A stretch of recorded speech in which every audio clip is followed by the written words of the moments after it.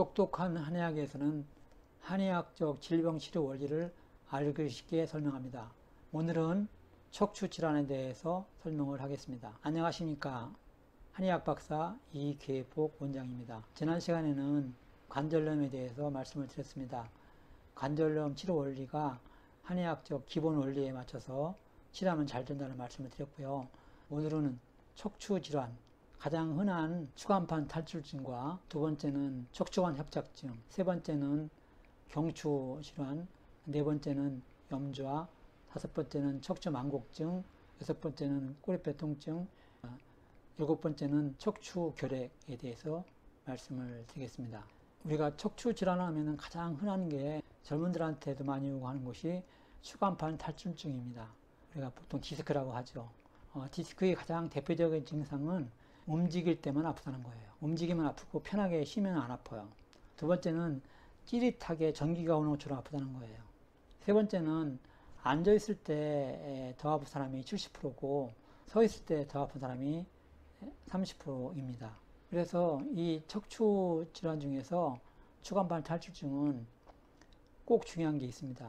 추나요법입니다. 추나요법을 꼭 받으라고 하고 싶어요. 2019년도부터 한방추나요법이 의료보험이 적용이 되기 때문에 추나요법을 받으시면 가장 효과를 볼 수 있고요. 두 번째가 침이나 부항이나 약침이나 뜸이나 이런 것이 중요하고요. 세 번째가 한약이라는 거예요. 이 순서가 중요합니다. 이 순서에 맞춰서 치료하시면 잘 치료가 될 수 있다는 것이고요. 여기에 보면은 척추 질환 중에서 디스크 같은 것은 여기가 A에 있는 허리뼈를 말하는데 5번, 4번 5번, 4번이 아프면 이렇게 해서 아파가지고 이쪽 5번일 경우는 무릎 바깥쪽으로 아프고 4번일 경우는 무릎을 끼고 엄지발가락으로 아파요. 그래서 5번, 4번이 제일 많이 오는데 이것은 협착증도 마찬가지입니다. 그래서 디스크가 올 경우는 꼭 요 추나요법을 받으시고 치료하면 잘 될 거라고 보고요. 보통 우리 가장 먼저 알아둘 것이 뭐냐면요. 여기에서 척추가 있으면 척추 위에 근육이 붙어 있잖아요. 그러면은 척추의 병과 근육의 병을 나눌 수 있다는 것이죠. 그럼 생각을 보세요.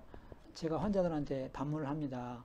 침을 맞을 경우에 뼈가 많이 좋아지겠습니까? 근육이 많이 좋아지겠습니까? 제가 물어봐요. 그러면 대부분이 근육이 좋아진다고 말을 합니다. 물리치료를 하면 어떤 것이 더 좋아지겠습니까? 그러면 똑같이 물리치료를 하면은 근육이 좋아진다고 말을 합니다. 그러면 척추는 안 좋아지느냐? 그렇지는 않습니다. 척추는 좋아지는데 근육이 훨씬 효과가 좋다는 거예요. 침이나 부항이나 뜸이나 이런 약침이나 이런 것은 더 근육의 효과가 많다는 거예요. 뼈에는 도움이 적다는 거예요. 이 디스크라는 건 이렇게 튀어나온 걸 말하는 거잖아요. 이 디스크가 튀어나와서 신경을 압박하는 건데 이럴 때는 추나요법이 가장 좋다는 것이죠. 그래서 순서가 추나요법, 그 다음에 침이나 부항이나 약침이나 뜸이고요. 세 번째가 한약이라는 거예요. 심할 때는 한약을 복용해서 이 근육 주위를 부은 것을 없애줘야지 잘 태축이 잘 일어나서 잘 압박이 없어지게 되고 치료가 잘 되게 되는 것입니다. 두 번째는 척추관 협착증인데요. 척추관 협착증이라는 것은 척추가 있으면 척추 위에 구멍이 있습니다. 여기에 구멍, 신경이 흐르는 데가 있는데 신경이 흐르는 구멍을 척추관이라고 그래요.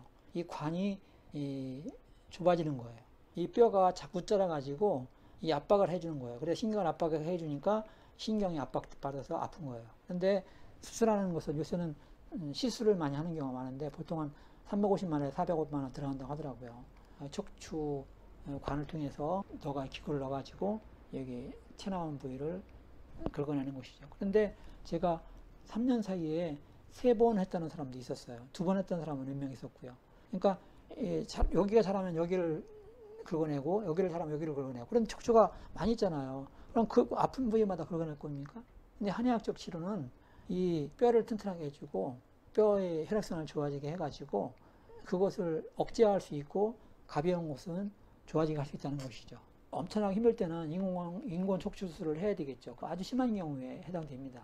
그런데 지난 시간 말씀드린 것 같이 이 뼈도 똑같이 세포이기 때문에 뼈에 영양 공급을 해주면은 이 뼈 속에 영양 공급과 호르몬이 잘 가면은 뼈가 잘 관리가 잘 된다는 거예요. 그러면은 악화되지 않고 치료가 된다는 것입니다. 그래서 척추 협착증의 특징은 첫째는 밤이나 새벽에 더 아프다는 거고요. 두 번째는 왼쪽이 더 아프다는 거예요. 제가 환절로 해서 말씀드렸지만 똑같은 원리예요.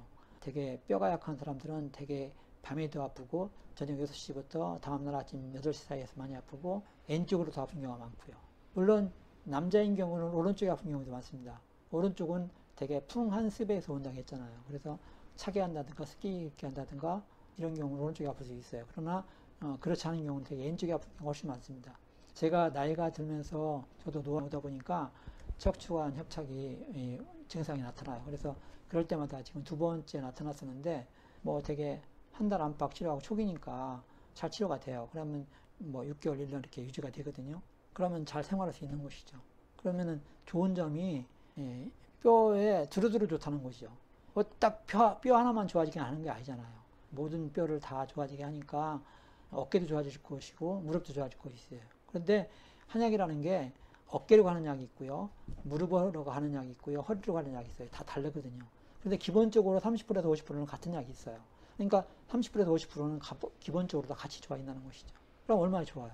같이 뼈가 튼튼해지고 근육이 좋아지니까 이렇게 치료하는 방법이 있다는 거예요. 그래서 여러분들이 이 한의학적 치료가 놀랍게 효과를 볼 수 있다는 말씀을 드리고 싶고요. 세 번째가 경추 디스크입니다. 경추가 아픈 거예요. 여기 보시면은 경추뼈가 있는데요. 경추뼈가 1, 2, 3, 4번, 5, 6, 7번까지 있어요. 그런데 4번이 아프면 여기가 아프고요. 5번 있으면 여기가 아프고 6번 있으면 엄지손가락 두 번째 손가락 아프고 7번 있으면은 가운데 손가락 8번이면은 네 번째 다섯 번째 손가락이 아파요. 원인을 해결해 줘야 되는데 이것이 목뼈 디스크일 때 그렇다는 거죠. 치료법을 통해 잘 알 수가 있고요. 똑같이 경추도 디스크 올 때 목 주위에 있는 근육도 뼈를 잡아주면 기준이 해결되기 때문에 기준을 치료하고 나서 근육을 치료해야 되는 거죠. 근데 놀라운 것은요, 목뼈도 있고 허리뼈도 있고 흉추뼈도 있는데요. 요추에는 요추의 근육을 끼는 데가 있어요. 경결되는 곳이 있어요. 그것을 찾아서 치료해줘야 된다는 거예요. 그렇지 않으면 잘 치료가 안 돼요. 지난 시간에 말씀드린 무릎 관절도 마찬가지고 어깨 관절도 마찬가지고 다 거기를 싸고 있는 근육들이 있는데 이 근육들을 잘 찾아내야 돼요. 그걸 찾아내지 않고 치료하면 치료가 잘 안 됩니다. 그렇기 때문에 그냥 대충 우리가 침 놓고 하는 것 같지만 한의사들은 그걸 정확하게 찾아내서 치료하기를 노력하거든요. 그래서 그것을 치료해주면 잘 치료가 되는 것입니다. 그리고 네 번째로는 척추 망곡증입니다. 척추 망곡증이 있는데요. 척추 망곡증은 이 뼈가 S자로 휘는 거예요, 이렇게. 그래서 되게 이런 경우는 뼈의 영양 부족이 많거든요. 근데 주로 잘하는 학생들한테 많이 와요. 근데 뼈의 영양 부족이 침 먹고 될 것 같아서 그런 걸 기대하거든요. 그런데 그것이 아니거든요. 제가 지금 몇 번 말하지만은 이 칼슘이라는 것은 구성 성분이라는 거고요. 이 골세포에 영양과 호르몬이 잘 가야 된다는 것이죠. 그런 것을 해결해 줄 수 있는 한약이 있다는 거예요. 그래서 척추 망곡증이 온 학생들을 치료해주면은 뼈가 이 S자를 휘는 것을 억제할 수 있다고 생각합니다. 완전히 치료는 안 되겠지만 가벼운 경우는 치료할 수 있어요. 그런데 웬만큼 심한 경우는 다 휘는 걸 갖다가 완전히 억제할 수는 없어요. 근데 제가 TV에서 보니까 이게 이제 잘할 때는 안 되잖아요. 성인이 된 다음에 핀을 척추마다 박더라고요. 그래가지고 바꾸니까 운동성이 줄어드는 거예요. 그래서 잘 움직이지 못하는 거죠. 고정은 되겠지만. 그래서 이런 경우는 어렸을 때 치료하면 잘 치료가 된다는 것이고요. 악화를 억제할 수 있다는 거예요. 다섯 번째, 염좌에 대해서 말씀드리겠습니다. 염좌는 우리가 다쳤다는 거죠. 무리해서 아프다는 거, 타박상 같은 거 말하는 거죠. 그런데 이런 경우는 침이나 부항이나 약심이 잘 나서요. 그런데 대부분 치료를 잠깐만 해서 나아지기를 원하시거든요. 그런데 척추질환은 좀 시간이 걸리는 경우가 많이 있어요. 목표도 마찬가지고요. 커브가 있고 때에 따라서 달라지기 때문에 지속적인 치료를 말씀드리고 싶고요.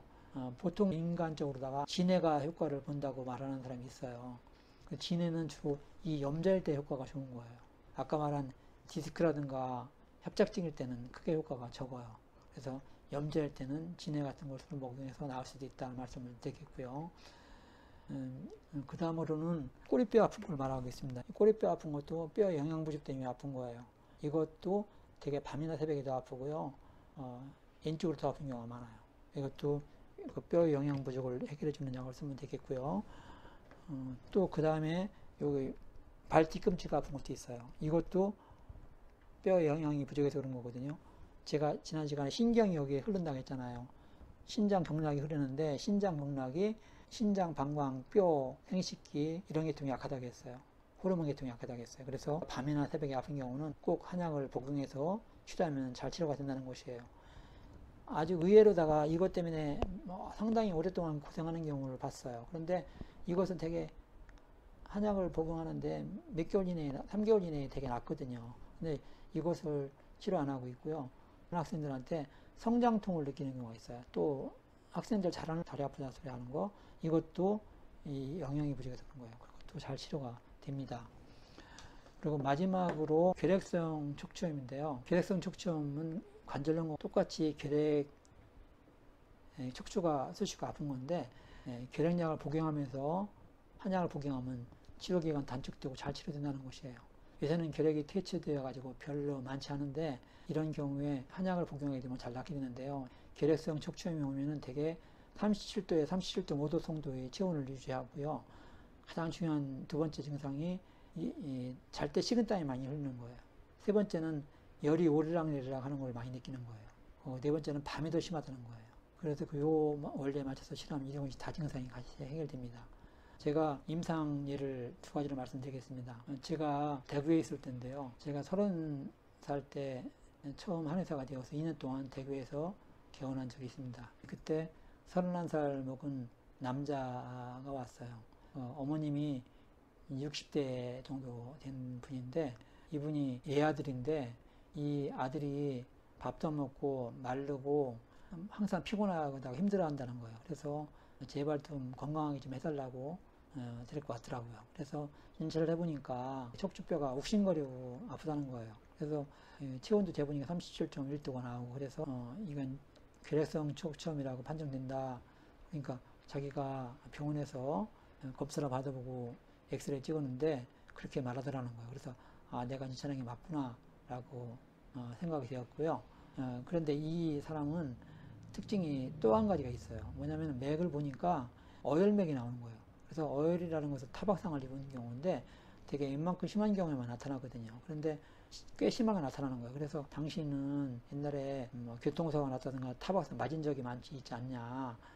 그러니까 없다는 거예요. 그래서 당신이 요 근래 아니라고 하더라도 5년 전이든 10년 전이든 20년 전이든 이런 경우 타박상 입은 경우 없냐 그랬더니 자기가 21살 때인가 군대에 가가지고 자동차가 굴러가지고 허리를 다치고 한 6개월가량을 군병원에서 입원한 적이 있다는 거예요. 그래서 이거 두 가지가 같이 겸해 있다 말씀을 드렸어요. 그래서 처음에는 결핵성 척추염에서는 치료받고 어느 정도 회복이 된 다음에 타박상에 대한 치료를 받고 3개월 만에 완치가 되었어요. 그래서 그분이 너무나 고마워하고 나중에는 밥도 잘 먹고 살도 약간 올랐습니다. 그런데 몇 개월 후에 연락이 왔어요. 식사를 초대한다는 거예요. 그러니까 보니까 그 어머님이 보식당집을 개원한다는 거예요. 그래서 보식당집을 가가지고 대접을 잘 받고 온 적이 있습니다. 두 번째 경우는 제가 여기에서 송파에서 개업하고 얼마 안 됐을 때예요. 제가 심호하는 교회가 주사 때인데 150명 정도 성인이 그 정도 나오는 상태였었는데 제가 청년부 부장을 맡고 있었어요. 한 20여 명 정도가 청년이 나왔었는데 거기에 K대 국문과 4학년 여학생이 있었어요. 그런데 이 사람이 교회에서는 오리궁둥이라고 소문이 났어요. 그러니까 허리가 아파가지고 빼고 이렇게 왔다 갔다 하기 때문에 작은 교회니까 소문이 났어요. 근데 제가 아는 사이인 걸 아니까 몇 개월 후에 저한테 진료를 받으러 왔어요. 그래서 제가 보니까 디스크가 왔고 특이하게 망곡증이 온 거예요. 되게 망곡증은 흉추에 오는데 요추에 온 거예요. 그래서 내가 당신은 지금 디스크 증상이 있고 망곡증 증상도 있다 그러니까 자기가 S병원에서 검사를 받고 MRI 찍어봤는데 그렇다는 거예요. 그래서 제가 진찰을 한 게 맞았던 거죠. 그래서 제가 추나요법을 통해서 교정해주고 이 학생이라 자주 침 맞으러 오지는 못했어요. 일주일에 한 번 정도 와서 침 맞고 약을 딱 3개월 복용하고 폐가 쫙 펴져버렸어요. 디스크도 났고 망곡증도 났고 그래서 사실 제가 망곡증은 그 당시에 처음 치료받던 것이거든요. 제가 배우긴 했지만은 처음 치료받았는데 요치에 왔기 때문에 대개는 흉추에 오는 경우가 많은데 이 사람은 요치에만 왔기 때문에 잘 치료된 것 같고요. 또 오래되지 않았다고 생각돼요. 허리에만 온 걸로 봐서는. 그래서 한의학적으로다가 뼈의 영양을 공급해주고 디스크를 치료해주고 교정해주고 하니까 근육에 힘이 생기고 하니까 허리가 쫙 펴졌던 것 같아요. 그래서 제가 한의사지만은 이렇게 놀라운 효과가 있다는 것을 다시 한번 실감하게 되었습니다. 그래서 한의학이라는 것은 정말 어려운 것 같지만은 잘만 진찰해서 병을 원인을 찾아낸다면은 정말 놀라운 효과를 볼 수 있는 것이 한의학적 치료라는 것을 가시고 앞으로 나이가 들고 노화가 되면서 자꾸 뼈가 약해져요. 뼈가 진액이 부족해지고 약해져요. 그래서 이것을 해결해주는 한약을 복용하고 보존치료를 한다면은 여러분들이 관절 질환이나 척추 질환에서 해방되고 잘 생활할 수 있고 힘있게 생활할 수 있을 거라고 생각됩니다. 다음 시간에는 한의학적인 치료를 하라고 하고 싶은데 그러면 먼저 여러분들한테 기본적으로 어떻게 생활하는 것이 건강에 이루하는 것이냐, 어떻게 관리를 할 것이냐를 일러줘야 될 거라고 생각합니다. 물론 여러 가지 건강 상식이 많고 많이 매스컴 통해서 많이 알게 될 거예요. 그런데 한의사가 본 입장에서 저희 의견을 제시해 보겠습니다. 저도 아는 지식이고 여러분들 아는 지식이 많이 공유된 것도 많이 있겠지만은 그러나 제가 논리적으로도 설명할 것이고요. 이 순서가 중요하거든요. 이렇게 치료할 것이고요. 이렇게 관리할 것이고 이렇게 운동이라든가 해서 어떻게 하는 것이 좋은지를 설명해 드리겠습니다. 그리고 다음 시간에는 제가 한약을 복용하면 대부분이 간장이 나빠진다고 오해하시는 분이 많아요. 그래서 간장과 한약에 대해서 연관성에 대해서 말씀을 드리려고 합니다. 옛날에는 간장병, 황달 다 한약을 치료했거든요. 그래서 제가 교육받은 것과 제가 경험한 내용을 가지고 설명해 드리겠습니다. 여러분들 기대해 주시고요. 오늘 내용이 좋으시면 공유를 많이 해주시면 감사하겠습니다. 안녕히 계세요. 감사합니다.